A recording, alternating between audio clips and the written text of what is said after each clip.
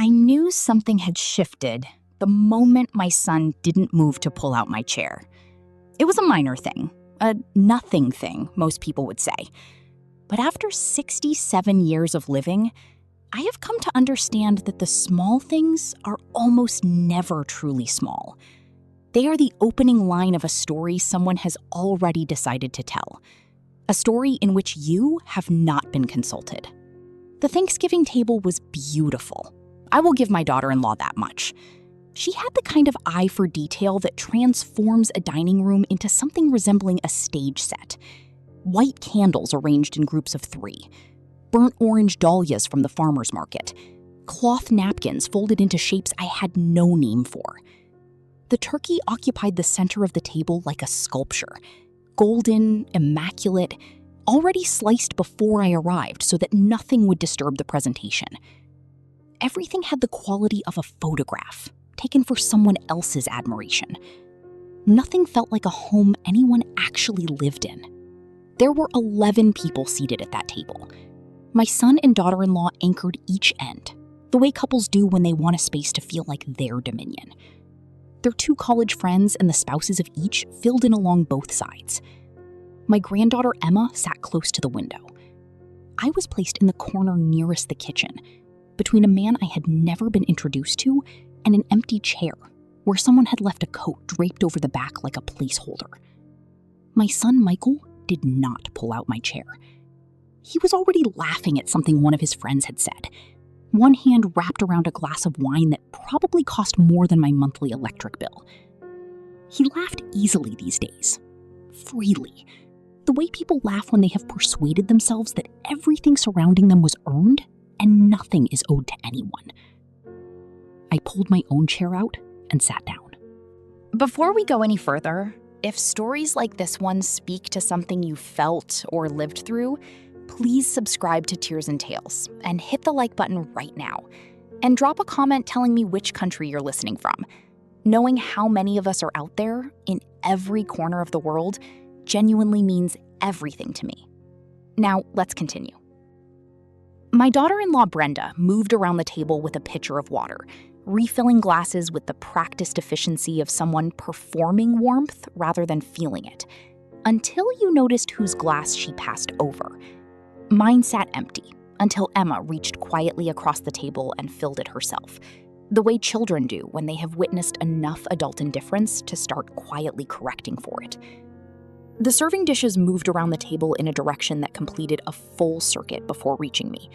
By the time the sweet potato casserole arrived at my end, a single generous spoonful remained, scraped to one side of the dish as though it had been left there by accident. The green beans were mostly stalks. The dinner rolls had disappeared entirely. Someone made a comment about carbs and the table laughed, and no one offered to check the kitchen for more. I ate what was in front of me without saying a word. In 67 years, I have managed far more difficult meals with greater composure than this one required. But it was never really about the food. It was about the conversations I was not invited into. Plans were discussed openly at that table. A lake house they were considering in the hill country. A ski trip they had nearly booked. Michael mentioning in the casual tone of someone taking items off a mental list that the renovation they had been delaying might finally happen in the spring. A friend asked about the budget, and Michael responded with a small, satisfied lift of his shoulder. Things had worked out, he said. I understood exactly what that shrug meant. I was the thing that had worked out. Emma watched me from across the table with an expression she had not inherited from anyone in her immediate family. A steady, slightly worried look that belonged entirely to her. She moved her lips at me. I couldn't make out the words. I smiled back, because there was nothing else useful to offer in that moment. When dessert arrived, Brenda emerged from the kitchen carrying 2 pies, pecan and pumpkin, which she placed at the center of the table with a small knife and a stack of plates. She served everyone before sitting down. My plate arrived last, passed along from 2 chairs away. A thin wedge of pumpkin, no whipped cream. The edge of the crust slightly crumbled from the journey down the table. Happy Thanksgiving, I thought. Happy Thanksgiving indeed. After the meal, after the conversation had wound itself down to coffee cups and scattered compliments, Michael walked me to the front door with the energy of a man who had somewhere else he needed to be inside his own house. He patted my arm once, the way you pat a dog at the end of a walk. "Drive safe, Mom," he said. "Roads might be slippery tonight." I drove home through the flat Houston streets, with the radio off. November drizzle softened the city lights into blurs, and I kept both hands on the wheel, the way Charles had always reminded me to do on wet roads. Charles had been gone for 8 years. 8 years of learning how to hold the wheel on my own. By the time I pulled into my driveway, the house looked exactly as it always had. Brick face, magnolia tree in the yard, the porch light I had never learned to stop leaving on.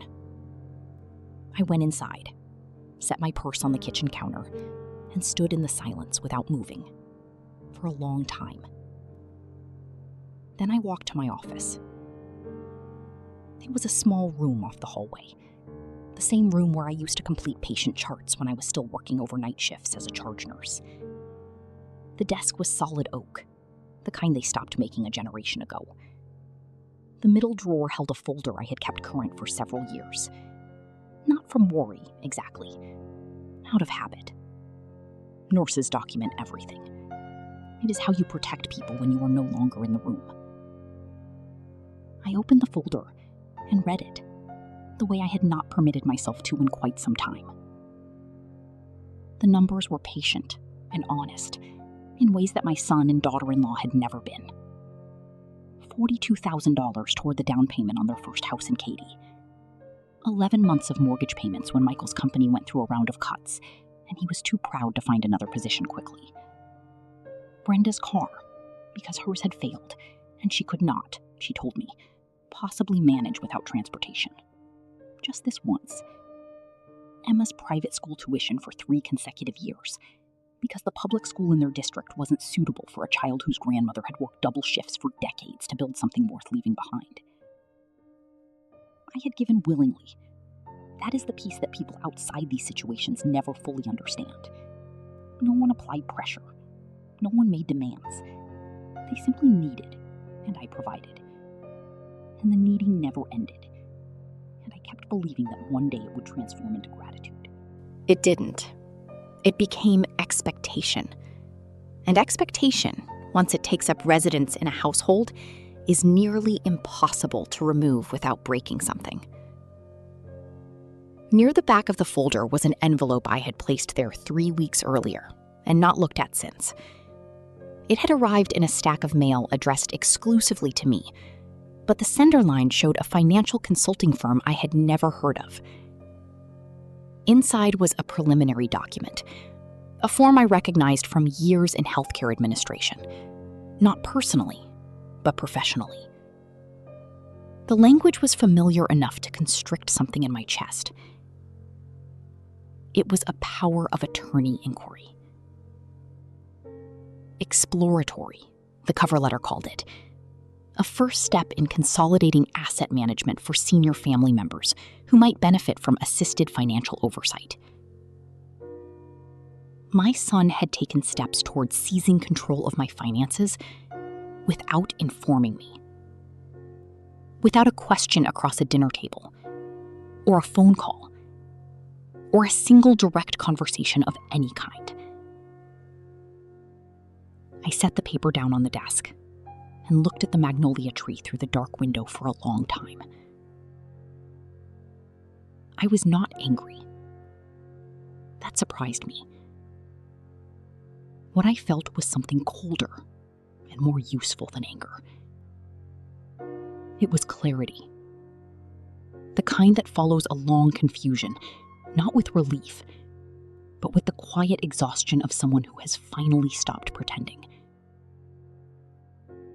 I closed the folder. The latch clicked in the silence. By 4 a.m, I was awake without having truly slept. I lay in the dark, listening to the house settle and breathe the way old houses do, the way old women do. Then I got up, dressed carefully, and brewed coffee in the kitchen. The ceramic mug Charles had given me on our 35th anniversary. The one with the small chip on the handle that I had refused to discard for 11 years. I sat at the table with the coffee and the folder, and I thought about every decision I had made freely, and every decision I had made because no other option had been left to me. After an hour, I knew what needed to be done. The morning was gray and damp when I drove to the bank. Houston in late November carries a cold that never quite commits to itself, a half-hearted chill that never becomes proper winter. I sat in the parking lot until the branch manager arrived and unlocked the doors. Then I went in. Her name was Patricia. I had worked with her on a trust matter 2 years after Charles passed, when I was trying to make sense of everything he had left behind. She was precise and direct, and she never looked at me the way some people at financial institutions look at women my age, as if they are simply waiting for the confusion to arrive. She poured me coffee, and I placed the folder on her desk, and I told her what I needed. The automatic transfers routing monthly into Michael's household account, I wanted them ended. All of them. The credit cards bearing his name and Brenda's name as authorized users, I wanted those removed. The investment account I held jointly with my son, an arrangement I had agreed to years ago for convenience and had quietly regretted ever since, I wanted my funds separated and moved. Patricia worked through each item without hesitation. She asked once whether I was certain. I told her I was. She nodded in the way that good professionals nod, when they understand their role is to execute a decision, not assess it. Then she paused. She tilted her monitor toward me. There was a flagged notification on the screen, time-stamped from earlier that morning. Someone had attempted to access my primary account at 5:51. The login had failed because of a new security protocol she had established the previous quarter, but whoever had tried had entered the correct password. The old one. The one I had written on a notepad in my office drawer 3 years ago, when Michael had asked me to write it down in case something happened to me and he needed immediate access. I had believed that was love asking. I understood now it was something else entirely. Freeze everything, I said. Every account. Change every password and every security question before I walk out of this building. Patricia's expression did not shift. She turned back to the keyboard, and her fingers moved with a steadiness I found genuinely grounding. For the next 40 minutes, we worked through every account I held at that institution. Each printed confirmation felt less like routine paperwork and more like a boundary being drawn around my own life. When we finished, I thanked her and stood. My knees reminded me of my age, as they had begun doing with increasing insistence in recent years. The morning sun had pushed through the gray outside. I walked to my car and sat in the driver's seat for a moment before turning the key. I had spent 31 years as a nurse. I had made decisions under pressure, in the middle of the night, with someone's life depending on whether I read the chart correctly, or caught the dosage error, or called the attending physician before a window closed. I had held people's hands and delivered news that changed everything, and stayed steady when steady was the only thing left to offer. I knew how to act without waiting for permission. I drove next to the office of my attorney. His name was Robert Calloway, and he was the kind of lawyer who had learned over 30 years that the people sitting across from him were almost always carrying more than the paperwork suggested. He stood when I entered, shook my hand, and asked his assistant to hold his calls. I told him I needed to revise my will. Completely. He listened. He did not interrupt. When I finished, he asked me one question: whether this was a decision I had thought through carefully or one I was making in the immediate wake of an emotional event. I told him it was both, and that after 67 years I had learned that those two things were not mutually exclusive. He accepted that. We began. I had 3 principal assets: the house, paid in full, which had grown considerably in value since Charles and I purchased it in 1989. The retirement accounts, built carefully across decades of work, which I had refused to draw down prematurely, despite pressure during hard years to do so. And an investment portfolio. Modest, stable, the kind that does not generate headlines, but keeps a person from becoming a burden. I removed my son and daughter-in-law from all of it. Everything would transfer into a trust for Emma, administered by an independent trustee until she turned 25. Robert drafted it precisely and cleanly. Each document he placed before me, I signed with the steadiness of someone who has stopped waiting to feel ready. Then, Robert said something that brought me to stillness. He looked at a note in my file, something he had flagged some months ago and not yet raised with me. 6 weeks prior, my son had contacted his office asking about the process for filing guardianship papers for an elderly parent who might be experiencing cognitive decline. The room did not tilt. I did not cry. I simply sat there and allowed the information to find its place alongside everything else I already knew. He had never raised a single concern to me directly.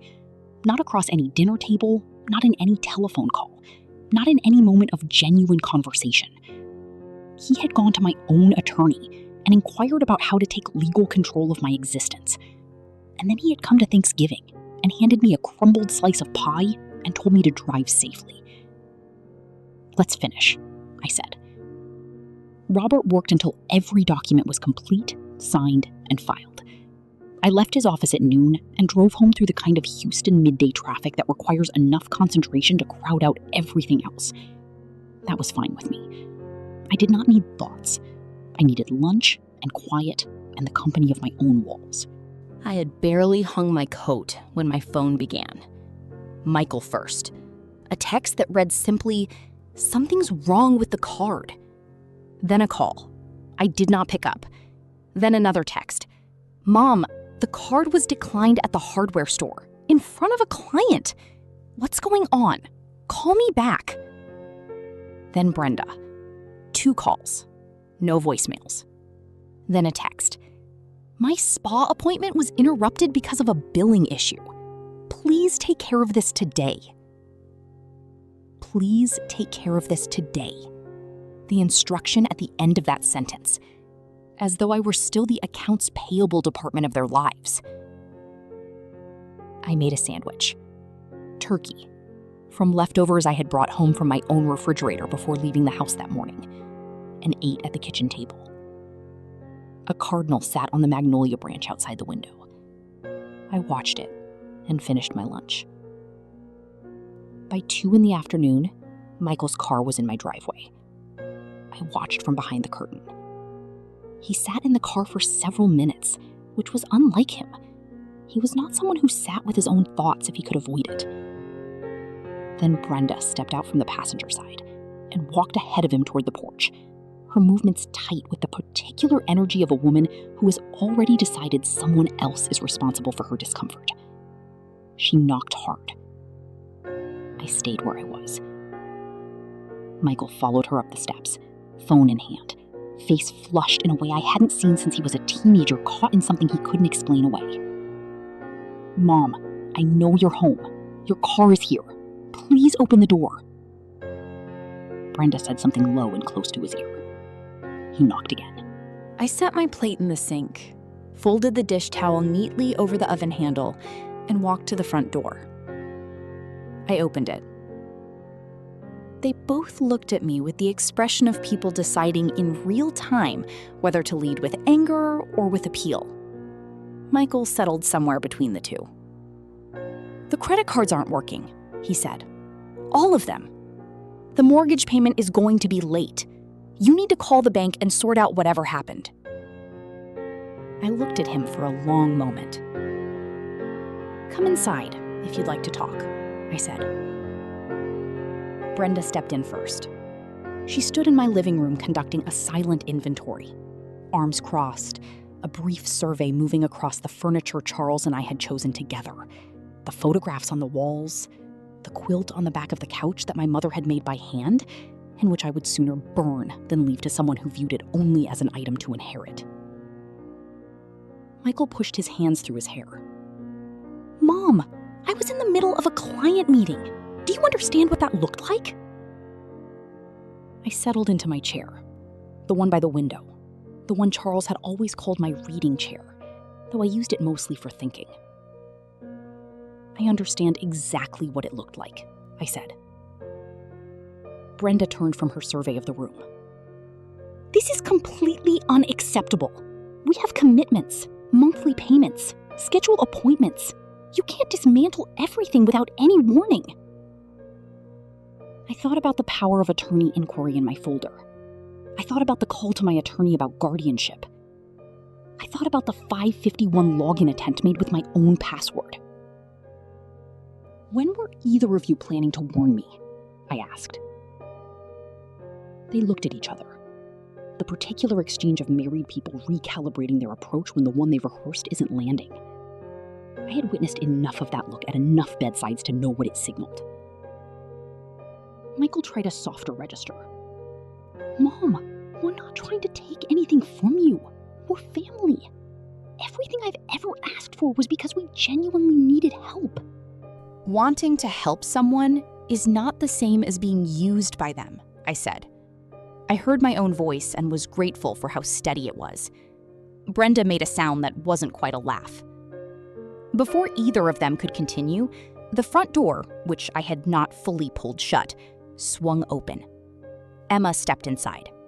She was still in her school uniform, backpack on one shoulder, and had clearly walked from the corner where the bus left her off, rather than waiting for one of her parents to come. Brenda's voice sharpened. I told you to wait in the car. Emma looked at her mother with the calm steadiness she had been quietly practicing since she was about 4 years old. Then she looked at me. Grandma, she said, can I talk to you for a second? Of course, I said. She came and stood near my chair. Her voice was low, but not quite low enough. She was 12, and she hadn't yet learned how precisely to calibrate what she wanted people not to overhear. I heard Dad on the phone this morning, before school. He was talking to someone about your house. He said that if you kept being difficult, there were legal steps available to protect the family's interests. He paused. He said your house was the most significant asset and that it needed to be secured. No one in the room appeared to breathe. I looked at my son. He had gone the color of something that had been emptied out. Brenda's voice came quickly. Emma, that is not what he meant. You're misunderstanding the context. Emma looked at her mother with the patience of a child who has been told that too many times to find it persuasive anymore. Then she looked back at me. I just thought you deserved to know, she said. I reached over and covered her hand with mine for a moment. Thank you, sweetheart. What followed was loud and circular, in the way of confrontations that have been building for years and have finally found the pressure point that breaks them open. Michael insisted I had misread everything, that the inquiry to the lawyer had come from genuine concern, not calculation. Brenda said I had cast her as a villain in a story where she had done nothing but try to be welcoming. Michael said the money had moved in both directions, that he had never forced anything, that I had given freely and should not now act as though I hadn't. I let them both finish. Then I said, I know precisely what I gave and exactly why I gave it. I know what you attempted to do with my accounts this morning before I reached the bank. I know about the power of attorney document. I know about the call to my attorney regarding guardianship. I have understood for some time that you saw my life as something to be administered. What I did not fully accept until last night was how long I had allowed it. Michael opened his mouth.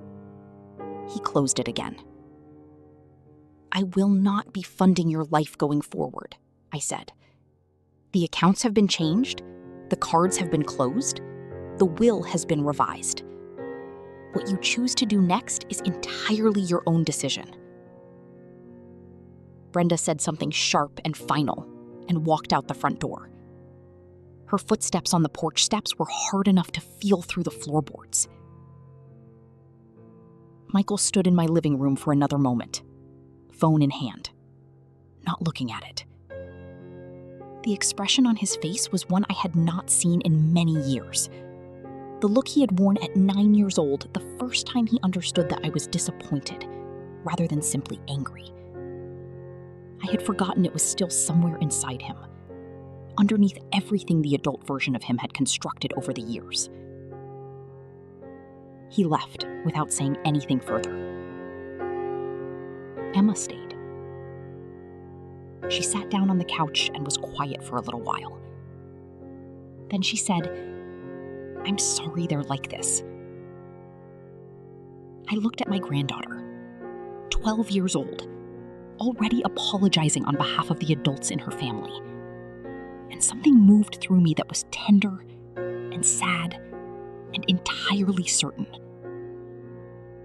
"You have absolutely nothing to apologize for," I said. "Do you understand that?" She looked at the quilt on the back of the couch. "It's just that I know you've always done everything for us." She stopped. "I see it, even when they don't."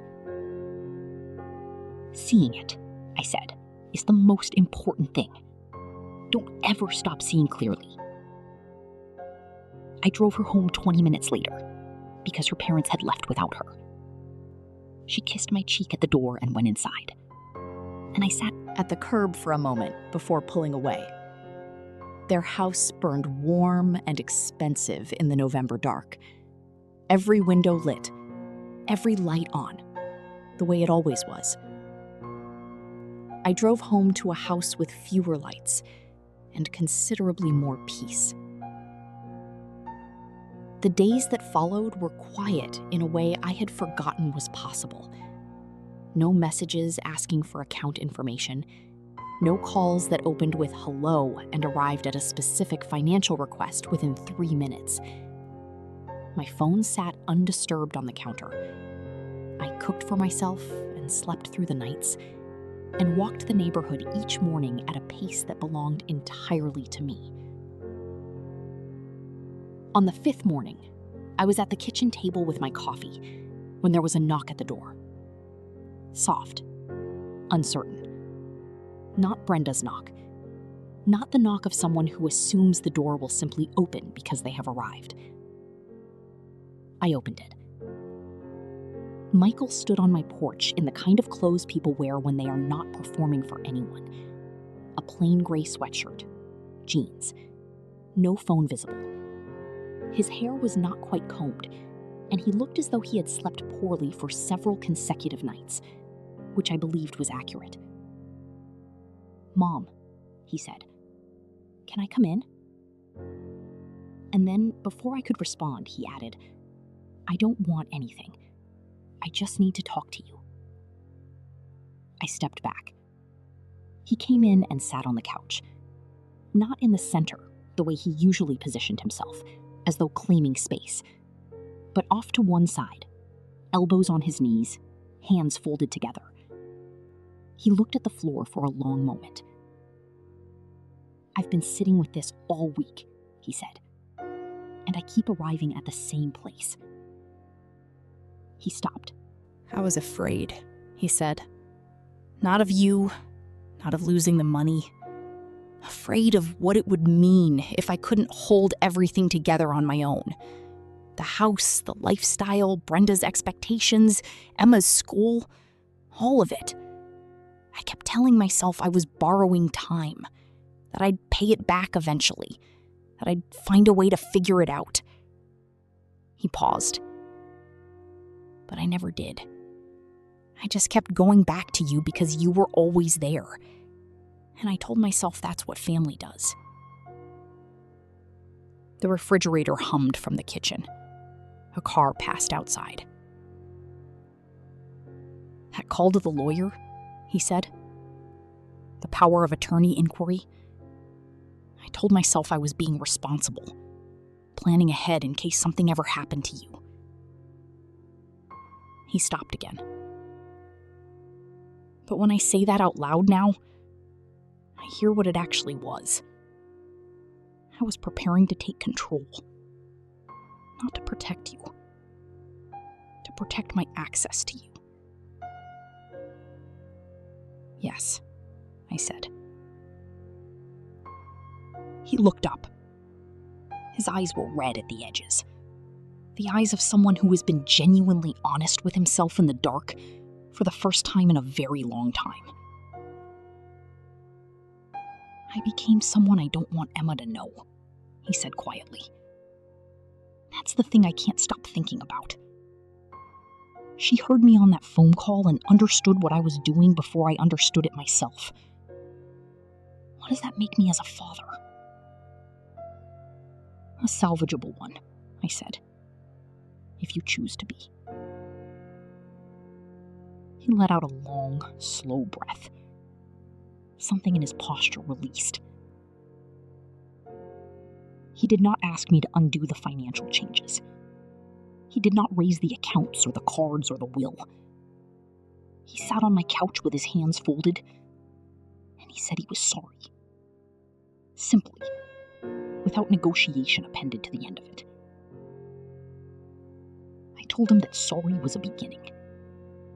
That trust was rebuilt across days and months and years, not in the span of a single conversation. That I loved him with the same wholeness I had loved him since the morning he was born. But that love had never been the same thing as unlimited access without accountability. He nodded. He sat with that. Before he left, he said, Emma asked if she could call you more, just to talk. I smiled. She can call me whenever she wants. He offered a small, uncertain smile in return. Then he walked to the door and paused with his hand on the frame. I have a lot to sort out, he said. The finances, Brenda, my work, all of it. But I want to sort it out myself this time. That, I said, is the first thing you've said in a long time that I'm genuinely proud of. He nodded once more and walked down the porch steps and got into his car and drove away. I stood at the door and watched until his taillights vanished around the corner. Then I walked to the kitchen and put the kettle on. The following morning, I was awake before sunrise, the way I used to be on hospital days, the body holding on to its rhythms long after the original reason for them has passed. I lay in the dark for a moment, taking quiet inventory of myself, which is a habit that belongs to nurses and to people who have come through something. I was 67 years old. I lived alone in a house that belonged entirely to me. I had a granddaughter who thought to check on me, and a son who was, for the first time in a decade, beginning to understand the difference between love and leverage. I had money sitting in accounts that no one else could touch, and a will that said precisely what I intended it to say. I got up and made coffee, and stood at the kitchen window while it brewed. The magnolia tree was there in the yard, bare in the late November chill, but solid, rooted, entirely unimpressed by the season. Charles had planted it the spring Emma was born, because he believed in that kind of ceremony, in marking the arrival of people with living things. He would have been so fond of Emma. He had always been quicker than me at recognizing who was worth trusting. My phone lit up on the counter. Emma. Good morning, Grandma. Just thinking about you. I picked it up and typed, Good morning, sweetheart. I'm thinking about you too. She sent back a small yellow sun. Simple. Small. Exactly right. I poured my coffee and carried it out to the porch. The air was cool and still carried the faint freshness of last night's rain. A neighbor I hadn't spoken to in months was walking a dog I didn't recognize. A small brown thing with ears that didn't quite match the rest of it. She waved. I waved back. I had spent many years believing that giving was the same as being loved. That sacrifice was the price of belonging. That a mother who maintained limits was a mother who loved less. I had accepted arrangements that made me smaller, because I told myself that the love underneath them was still real. And it was. The love had always been real. That was never in question. The question was whether love required my disappearance. Standing there on my porch, with my coffee in both hands, I finally had the answer I had been circling for years. It did not. It never had. I had only convinced myself otherwise, because the alternative, holding my ground, had felt like a kind of hardness I was afraid of becoming. But I understood now that a boundary is not a wall. It is not the end of something. It is the shape of a life that has decided it deserves to take up space on its own terms. I was 67, and I was well, and I had accounts that no one else could reach, and a granddaughter who sent me morning suns, and a son who was, for the first time in years, beginning to stand on his own legs. I had a house with a magnolia in the front yard, and a kitchen where I made my own coffee at whatever hour I pleased, and a chair by the window where no one had any say in how I sat in it. The morning moved around me, unhurried, entirely mine. For the first time in longer than I could honestly account for, that was enough. That was more than enough. That was everything. Before I went back inside, I thought about all the mornings I had begun by checking my phone for what someone needed from me. All the ways I had arranged my days around other people's definitions of what counted as urgent. All the years I had told myself that being needed was the same as being valued, and how long it had taken me to fully understand that those are two entirely different things. I did not want to be needed anymore in the way I had been needed. I wanted to be loved. Genuinely, freely, without conditions packed underneath the asking. My son was learning what that meant. I chose to believe that, not out of blindness, but out of the specific, clear-eyed hope of a woman who has seen enough of people to know that some of them, when they finally see what they've been doing, choose to become something worth knowing. Emma already understood. She had always understood. Some children arrive in this world with that kind of moral clarity already intact. A way of seeing that makes you believe, even on the hardest days, that the people coming after us are going to be all right. I went back inside. I washed my cup. I opened the kitchen window the way I liked it, just enough to let the morning air move through the room. I had no particular plan for the day ahead. No transfers to authorize, no bills to cover that weren't my own, no calls to brace for from people for whom my love had become a line item in someone else's budget. I sat down at my kitchen table, in the quiet, with the magnolia in the yard and the whole unhurried morning stretching out in front of me. And I breathed. After 67 years, I had finally come to understand that the most essential thing a person can do is stop giving away the pieces of themselves that make them whole.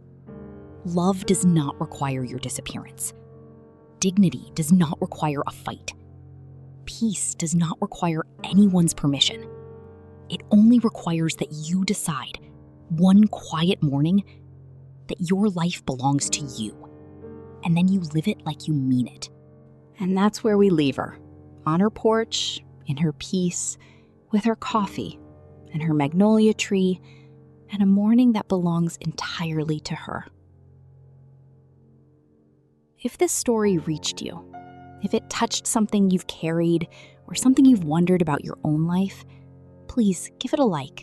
It takes 2 seconds and it means more than you know. Subscribe to Tears and Tales so you never miss a story like this one. And in the comments, I want to hear from you. Did she do the right thing? Could you have made the same choices she did? Tell me honestly.